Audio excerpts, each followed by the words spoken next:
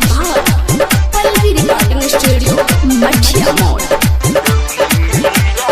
रोवते सुन नाही पाइब तहरा बोलिया के, रोवते सुन नाही पाइब तहरा बोलिया के, कहरा बन के चलब गोरी तहरा डोलिया के, कहरा बन के चलब गोरी तहरा डोलिया के।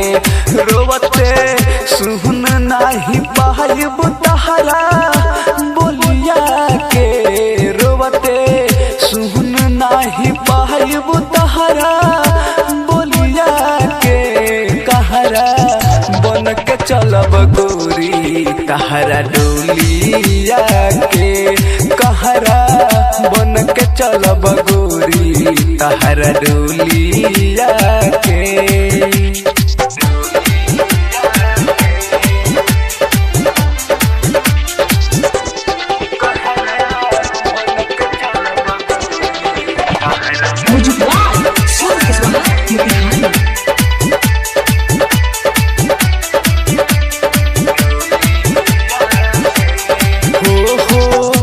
रोई हो न जान खुश रही हो ससुराल में, चिंता न करी हो जिले हम कवन हाल में।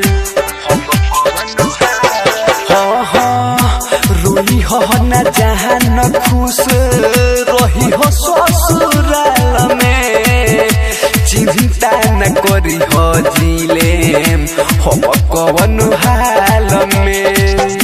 तो कैसे भूल पैबू हंसिया ठोलिया के, कैसे भूल पैबू हंसिया ठोलिया के, कहरा बन के चलब गोरी तहरा डोलिया के, कहरा बन के चलब गोरी तहरा डोलिया के।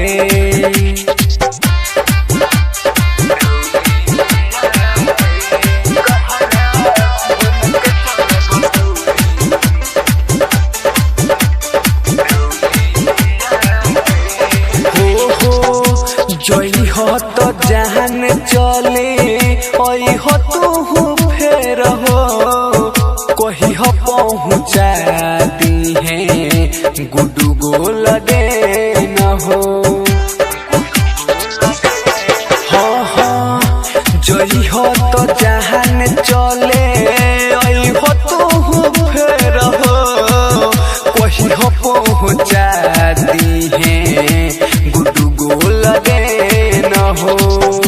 लाज रखी हो अमरजीत के है तू बोलिया के, लाज रखी हो अमरजीत के है तू बोलिया के, कहरा बन के चलब गोरी तहरा डोलिया के, कहरा बन के चलब गोरी तहरा डोलिया के।